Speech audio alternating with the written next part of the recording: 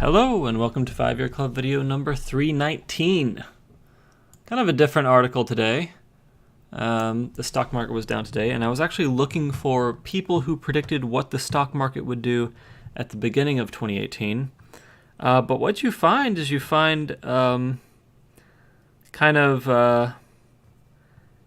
people saying things like, well, we've had a really good run, but we're at the end of the run, so I expect something to happen in the next few years.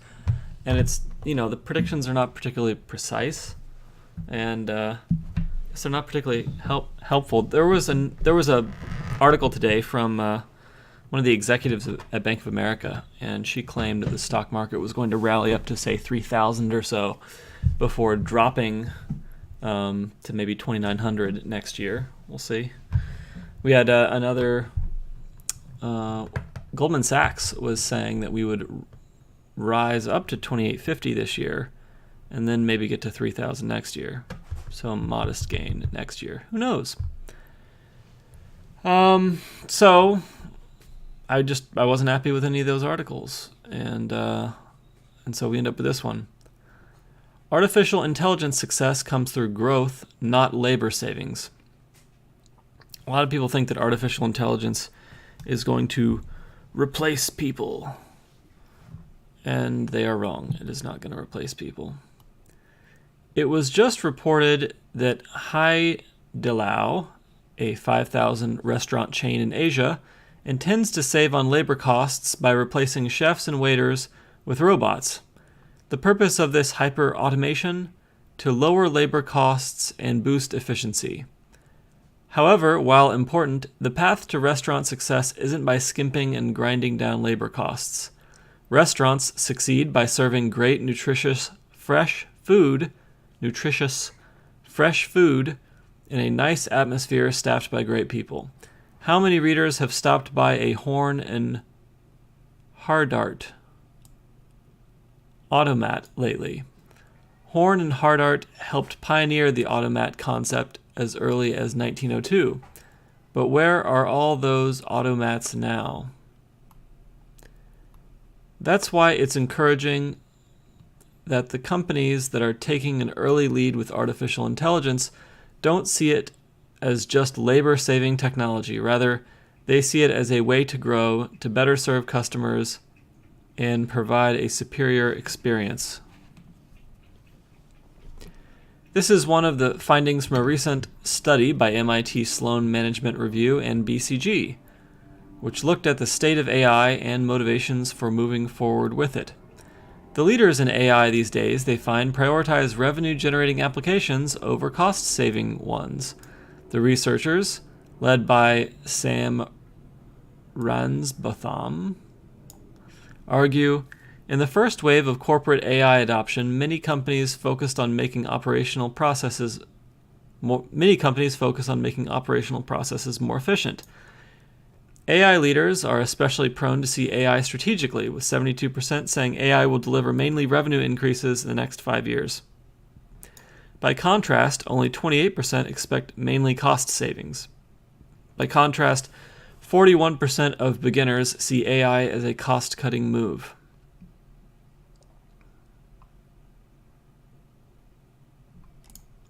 Of beginners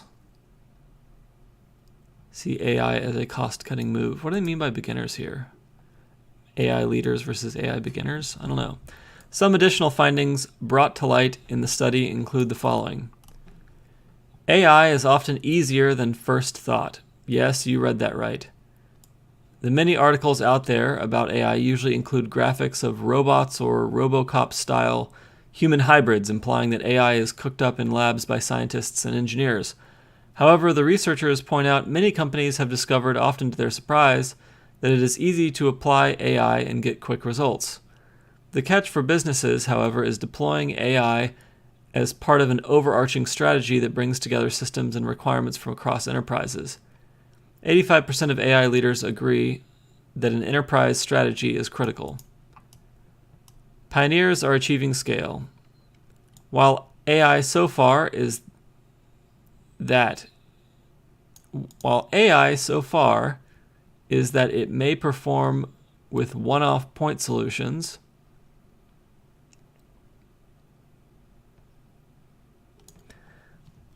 while AI so far is that it may perform with one-off point solutions. Is that a real sentence? Sometimes I can't tell if I'm tired or if this English is just bad or if there's a word missing. Pioneers are achieving scale, while artificial intelligence so far is that it may. Maybe if they meant while artificial intelligence's advantage so far is that it may perform with one-off point solutions. I don't know. Scaling it across a wider part of the enterprise is challenging. While AI so far may perform well with one-off point solutions? I don't know. AI leaders are on the case. Point solutions leave enterprises with no greater systemic capabilities than they had before. Renz Butham and his co-authors explain AI at scale is the next step of digital transformation.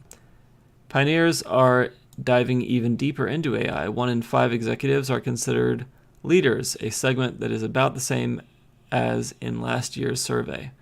Yet 88% of this group increased their AI investments compared to 62% of laggards. AI is creating both fear and hope among workers. Back to the labor arbitrage argument. The MIT BCG survey shows a level of uncertainty among executives about the impact of AI on their jobs. 47% say their workforce will be reduced because of AI in the next 5 years. Lower-level operational and clerical workers are most concerned that layoffs are imminent, perhaps because these workers are less able to influence the course of events and thus feel particularly exposed. Managers need to address the concerns of their employees through reskilling, change management, and communication. All right. Well, so the point of this article is basically don't worry, you're not going to get fired because AI is going to try to grow the business before it tries to fire people. And I think I tend to agree with that. The thing with the deployment of AI, well, first let's talk about what is artificial intelligence. It's like mimicking human decision making, but kind of how does it do it? In a lot of cases, it does it with a statistical model of what is likely to happen based on some past events. So you have to collect a bunch of data of past things that have happened and patterns and things like that, and you feed it into a very complicated mathematical algorithm, and that pops out this very, very complicated prediction formula.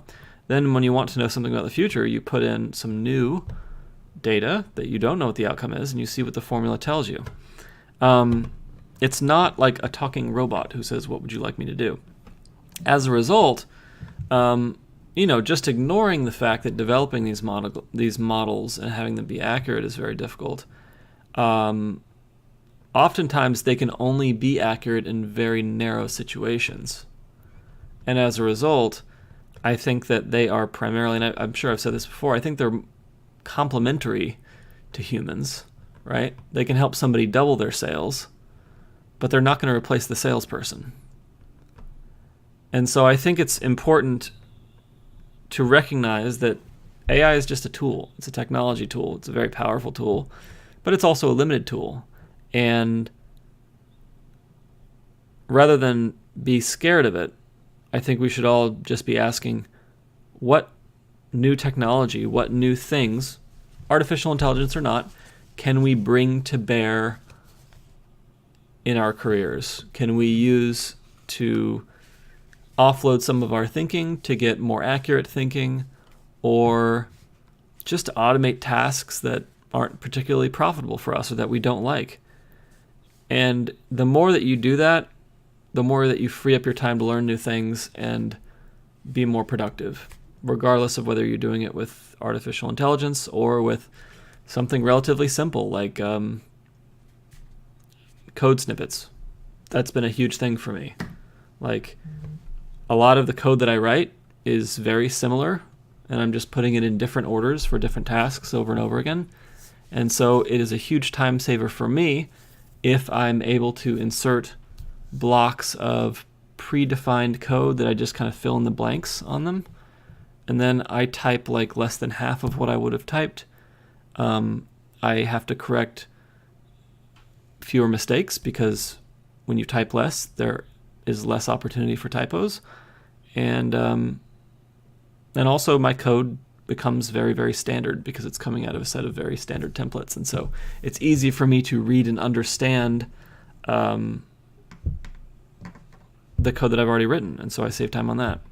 It's a good deal. Things like that are definitely worth investigating. All right, well, that is it for video number 319. I hope you enjoyed it. I hope you'll think a little bit about what technology are you not using right now that you could. What technology are you seeing other people in your field use that you're not into right now, and are you going to put it on your calendar? Investigate this. Look at it. All right, have a fabulous evening.